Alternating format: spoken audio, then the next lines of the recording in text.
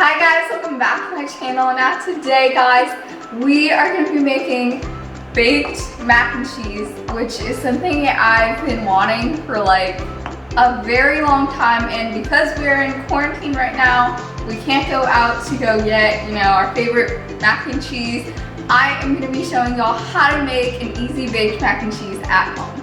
Alright, the ingredients you'll need for this mac and cheese is pasta, any of your choice. Now, I today am using penne. You will need flour for the sauce. You will also need 2 cheeses of your choice. And today I'm using mozzarella and cheddar. You'll also need some garlic. This is optional, but everyone loves garlic. You'll also need chili flakes. This is, again, a very optional thing. You can add as much or as little as you want. I prefer a lot because I love spicy food. You'll also need, you'll need some softened butter. And milk is another big thing, or if you want, you can use cream, whatever you want, how fancy and rich you want it. Breadcrumbs for the top, of course, and salt. This is very important, so make sure you have your salt with you. And of course, you'll need the baking dish you're cooking your mac and cheese in. This is just like a cake pan that I'm using, or we also make like deep dish pizzas in here. And you also need boiling water to add your pasta to.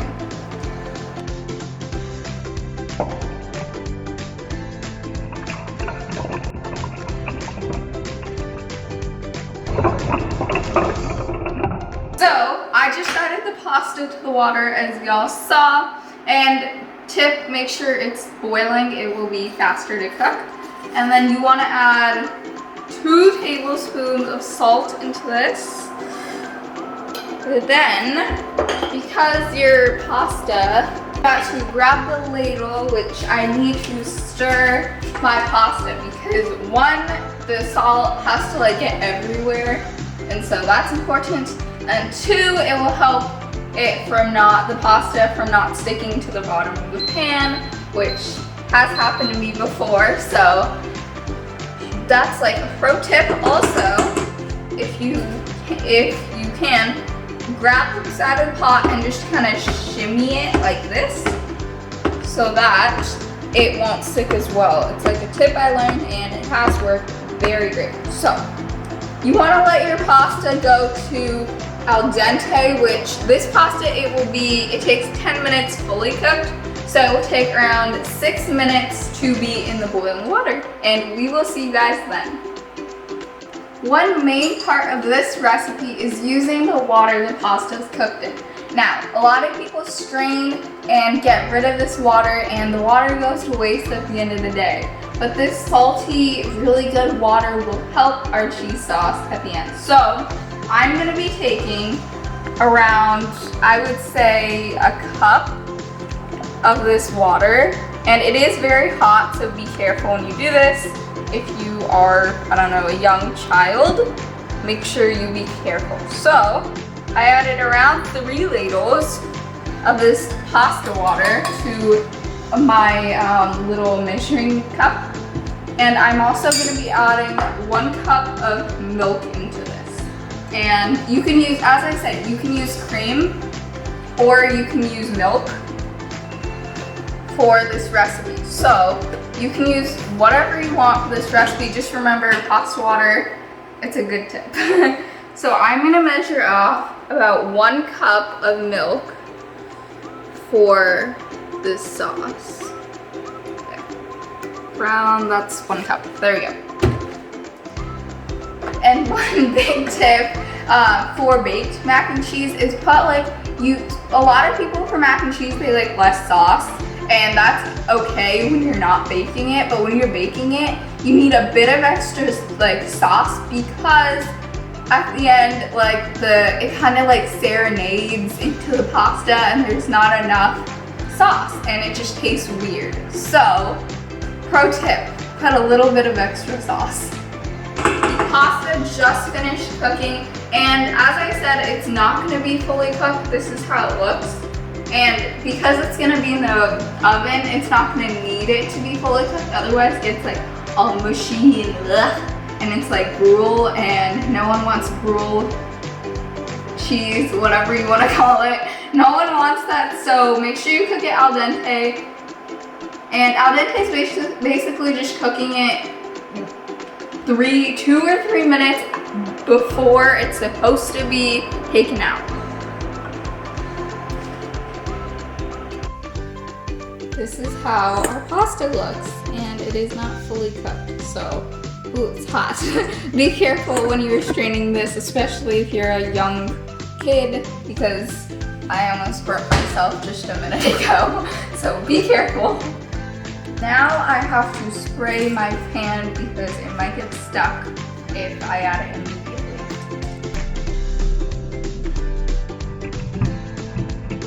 Alright, so before I start making the cheese sauce, I will have to clear some things out of the way because I don't need them.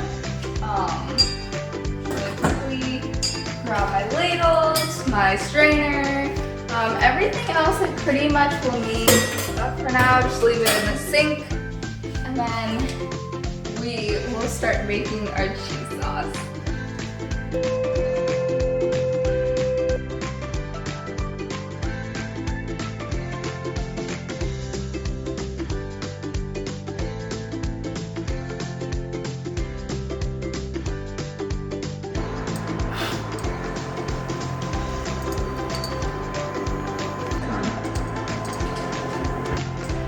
The pot has, all the water in the pot has gone away, and that's science. But now we are gonna be making our roux, which is the beginning of a cheese sauce. Now, this sounds like a very complicated thing to do. It really isn't.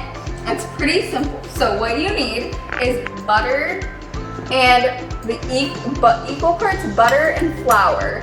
And you can substitute butter for oil if you really want to, but butter is really good. So I'm gonna be adding I'm gonna be adding this much of butter to the pan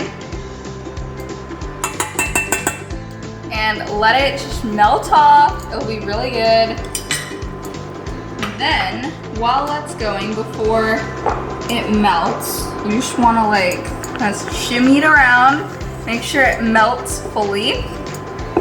And once it's almost melted, you want to add all your garlic in. So all the garlic, and we're gonna add it kind of pretty much all into the pan. Now, okay, there we go.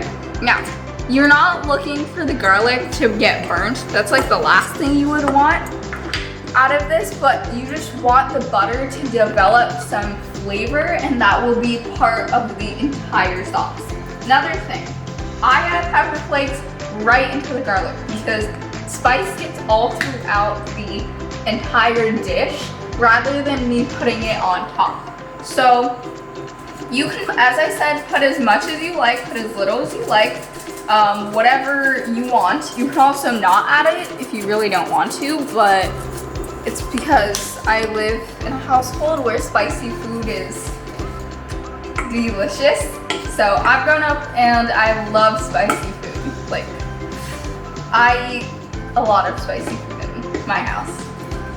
So you just want it to start softening down. And at this point, because the butter is it's cooking the garlic out, you might need to add a bit more butter because, see, look, a lot of the butter just disappeared, and so you'll get lumpy sauce, which is what you don't want. This is how it looks, and at the end, the garlic softens because I'm not cooking it, roasting it or anything. I'm softening it. So the stove is completely low. It's not hot at all. And I'm using an induction stove, which will, it's easier than an actual stove, but if you don't have this, use an actual stove and just put your little mixture so far to low. Now, this is the point when I add a touch bit butter. I don't add any, like a lot, but I add around half a teaspoon, a bit. Half a teaspoon, give or take. And I add that in, and that melts in the sauce. Again, this is a very rich dish, so it's not something you're gonna like eat very often. Or if you eat it with a salad. That helps a lot. Now, oops. The garlic and chili butter mixture is pretty much like starting to like get higher in flame. So this is when you're gonna add your flour. And this is part of the roux. Again, it's very simple. It's a French term and it's very easy to make. So I add a lot of the flour, add the same amount of butter you did. Don't add like too much or too less because you won't make the sauce right, and you want to make the sauce right. So I always add how much ever looks right to me. So once it starts looking like this, it kind of looks like it's not like big lumpy like chunks, but it's also not like you know, like obviously really wet.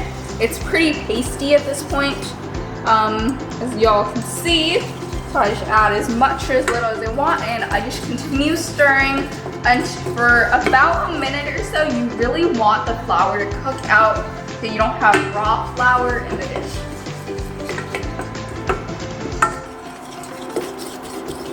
I'm going to put this in the sink because I don't need it anymore. Now, because that's all done and our roux is pretty cooked out, you want to add your milk and pasta water mixture. So I put the heat up just a tad bit. I don't put it up too much. And you slowly want to add this sauce and mix in the entire time, because that is a very important step. Just mix completely. Again, no lumps. You don't want that lumpy mixture. Put it back to low and mix in your pasta water and milk.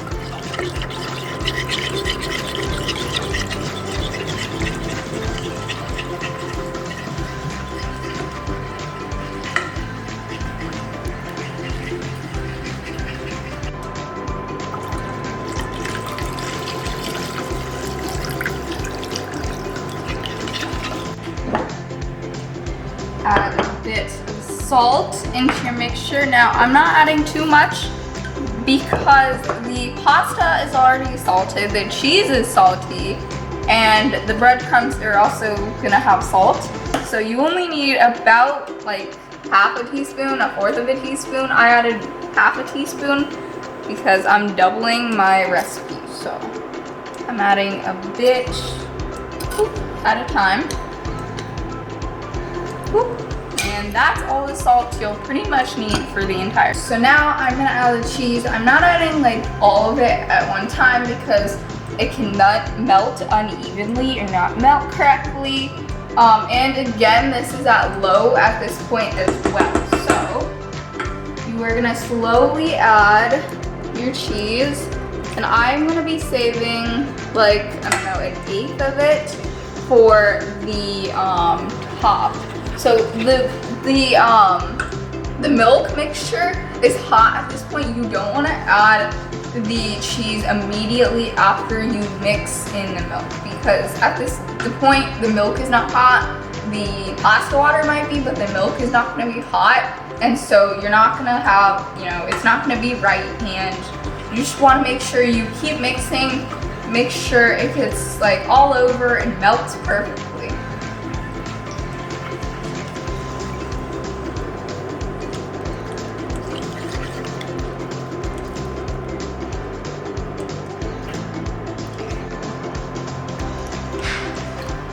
That looks so good. But now, it's the pasta and the cheese, sorry. The cheese is not gonna be fully melted, but it will be in the oven, so the oven will take care of all of it melting for us. I'm gonna turn it off, bring my pasta over to me, and what I'll do, you first wanna make sure, oops, there we go. You wanna make sure it's kind of like even and not like clumpy or anything, because I have left this out for a bit, so make sure you kind of watch over it, but kind of mix it in. Now you are gonna add all of the cheese sauce, pretty much all of it. So I'm gonna be slowly adding in cheese sauce. Oh my God, you guys, that looks so good. And cheesy. All right, now.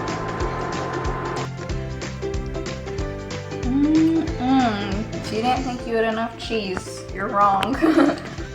So I'm gonna add the rest of the cheese on top, and it will be ooey and it will be good. All right, last step of the entire process of like making this mixture. You are gonna add some breadcrumbs on top. This, you can use any breadcrumbs. I'm using panko because it has like a nice crispy, like it's not even like coarse. It's like, I don't know how to describe beady. It's like small beads, I guess you can say. But what I do, I sprinkle it on top and it gets like a nice crust to the mac and cheese and the pasta, and I'm so excited to dig into dinner, to be honest. There we go. So you are gonna bake this at 350 degrees for 20 to 25 minutes. Watch on it, make sure, nothing happens, it doesn't burn, but we will see you guys when this is done. In the meantime, while the mac and cheese is in the oven, I just got my fork and my bowl ready for eating it. And I kind of cleaned the area up a bit because obviously I'm super excited, so I have to clean my area a bit. Another thing I forgot to mention about this recipe, you can cook the pasta the night before if you're having like a lot of people over, having a party and you're making this. You can cook the pasta the night before and put it in the pan you're baking it in. And then the next day, all you have to do is make your cheese sauce and add it to the pasta and bake it off. That's the only thing you have to do. Oh my God, that looks so good. I'm so excited to eat it.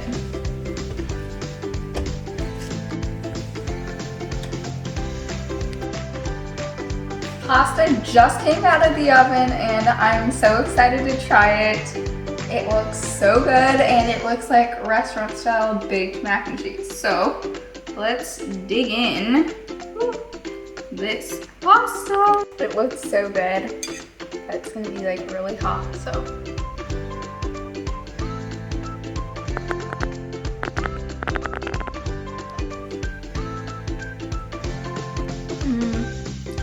It's so good, so delicious. You guys gotta try this. Thank you guys so much for watching. Please subscribe for more videos and more delicious recipes like this one. See you guys later. Bye.